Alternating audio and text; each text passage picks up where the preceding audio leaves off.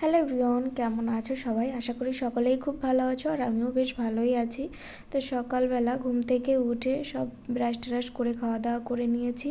এখন মাম্মা আসলো, মাম্মার সঙ্গে একটুখানি দুজনা বসে মোবাইল দেখছিলাম, ও কার্টুন দেখছিল, আমি একটু শুয়ে রেস্ট নিচ্ছিলাম।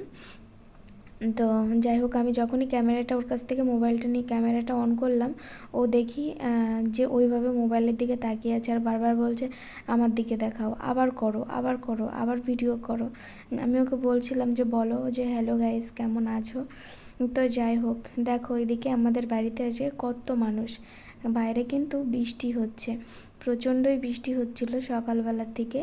আর এইদিকে অনেক মানুষজন আমাদের বাড়িতে আসলো বেড়াতে, বৃষ্টির মধ্যেই বলতে পারো। তো হ্যাঁ, বৃষ্টি শুরু হয়ে গেছিলো আস্তে আস্তে, তো কি আর করা যাবে। তারপর টোটোতে, একদম বাড়ির থেকেই টোটোতে করেই আসা হয়েছে, ওই জন্য ওনাদের তেমন একটা অসুবিধা হয়নি।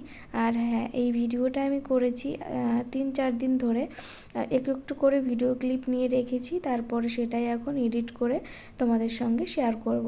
আসলে শরীরটা তো তেমন একটা ভালো না, ওই জন্য আর কি সবসময় ইচ্ছা করে না, কখন কেমন লাগে শরীরের মধ্যে সেটাই বুঝতে পারি না। এইদিকে দেখো, যে গাড়িওয়ালাকে নিয়ে এসেছিলো ওনাকে একটু ঘরে খাবার ছিল সেটাই দিলাম, আর হচ্ছে সিঙ্গারা, মিষ্টি, জলখাবার এগুলোই ওনাকে দিচ্ছিলাম। মা চা করে দিয়ে গেল, সেটাও খাচ্ছিল। তারপর আর কি গাড়িওয়ালা চলে গেছে, তারপর মা রান্নাবাড়া করে এই ঘরে এসেছে, আমার ঘরে সকলে একসঙ্গে বসে এদিকে গল্প করছি। আমি এখনও স্নান করিনি, যাব স্নান করতে।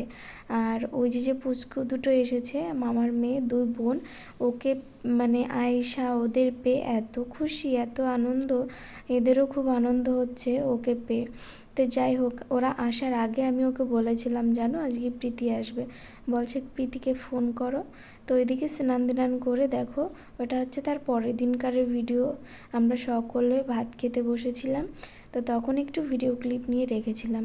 আর এটা হচ্ছে তার পরের দিন বিকালের ভিডিও, বাড়িতে কেউ নেই, আমি আর দিদা, আমি এখানে বাইরে বসেছিলাম আর দিদা ওইদিকে ওই যে নারকেলের পাতার থেকে যে শলাগুলো হয়, ঝাঁটার কাঠি, সেগুলোই বের করছিল। তারপর মেলার থেকে এসে দেখো রাত্রেবেলা সকলে বিড়ি ভরতে বসে গেছে।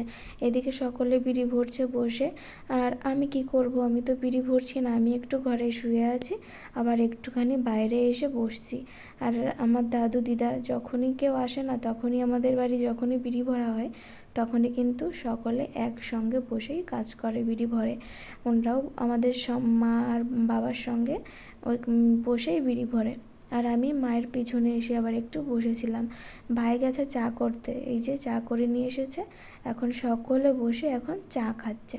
তো এটা হচ্ছে বলতে পারো টিফিন টাইম হচ্ছে। আবার কিছুক্ষণ বিড়ি ভরা হবে, তারপরে আবার হয়তো রান্না করবে। আসলে ভিডিওটা তো 3-4 দিন ধরে করা, যদি একটু ভুল হয়ে যায় তাহলে একটু মানিয়ে নিও। এইদিকে আমি ভিডিওটা অন করেছি দেখে আমার ভাই আমাকে বকাবকি শুরু করছে, আসলে ক্যামেরার সামনে আসতেই চায় না, ও আসতে চায় না। আরেকটা ছেলে, ওই যে দেখো আমার মামার ছেলে, ওটাও ভাই, ও এসেছে, ও ক্যামেরার সামনে একদমই আসতে চায় না। তারপরে আমি আবার একটু ঘরে আসলাম, দেখি ওরা পুতুল নিয়ে খেলা করছে, মেলার থেকে পুতুল নিয়ে এসেছিল, সেটা নিয়ে এখন খেলাধুলা করছে। তো পুতুলের বাক্সর থেকে বের করার জন্য যে কত কি করছে, কতবার যে জিজ্ঞাসা করছে যে পিসি পুতুলটা বের করলাম বাইরে, মানে আমার মাকে গিয়ে বলছে পুতুলটা বের করলাম, মানে কি করবে বুঝতে পারছে না। আর এইদিকে আমাকে একটু গরম জল এনে দিল, সেটা দিয়ে আমি এখন ওষুধটা খেয়ে নেব। তো যাই হোক, আর ওরা দেখো পুতুল নিয়ে কীভাবে খেলা করছে, আর বলছে এটা কি। তাই আমি বলছি এটা ওষুধ, খাবি? বলছে না, এটা ওষুধের মতন লাগছে না, অন্য কিছু মনে হচ্ছে। তো আমি বললাম তাহলে তুই একটু খেয়ে দেখ। বলছে না, আমি খাবো না। এখন পুতুলটা নিয়ে দেখো সামনে আসবে।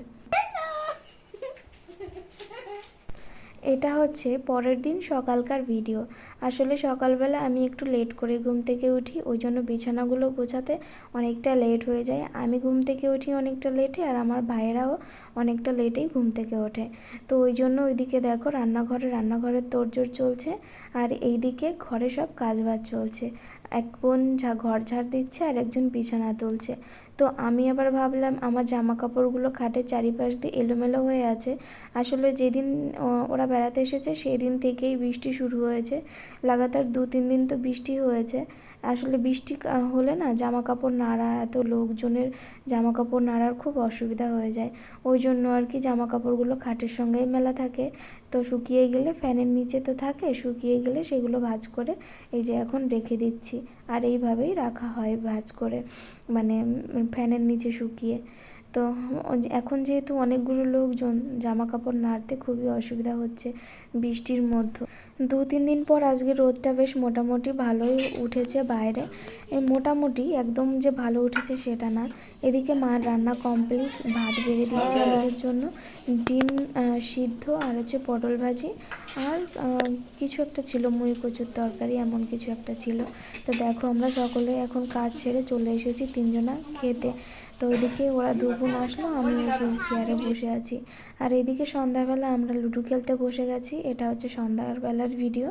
তো 4 জনা লুডো খেলতে বসেছি, আমি, মা, দিদা আর হচ্ছে বোন। আর দাদু আমার পাশে এসে বসলো, বললো আমাকে একটু মোবাইল চালিয়ে দে, আমি একটু বই দেখি। আর ওর বোন, মানে ছোট বোনটা, ও ঘরে বসে মোবাইল দেখছে। তো যাই হোক, এদিকে আমার মুখটার কি বাজে অবস্থা। তো লুডো খেলা কমপ্লিট করে মা গেছে রান্না করতে। আসলে দাদু চাউমিন খেতে চেয়েছে, ওই জন্য একটু চাউমিন করবে।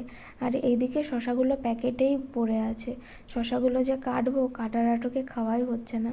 তো ওই জন্য মা বললে শশাগুলো একটু কুচিয়ে দে, চাউমিনের সঙ্গে খাওয়া হবে। তো ওই জন্য শশা কুচাতে বসে গেছি। প্রথমে শশাগুলো ছুলে নিয়ে তারপরে এক এক করে কুচিয়ে নেব। তো আমার এত পরিমাণে গ্যাসের সমস্যা, ওই জন্য সচরাচর এই চাউমিন টাউমিন আমি, মানে বাইরের কোনো খাবারই আমি খাই না। বাইরের খাবার খাওয়া আমার এখন বন্ধ হয়ে গেছে। তো আজকে বাড়িতে যেহেতু বানাচ্ছে, আমিও একটু খাবো। আর আমার গলার ভয়েসটা এত বাজে হয়ে গেছে কি বলবো ঠান্ডায়। চলো আজকের ভিডিওটা এই পর্যন্ত।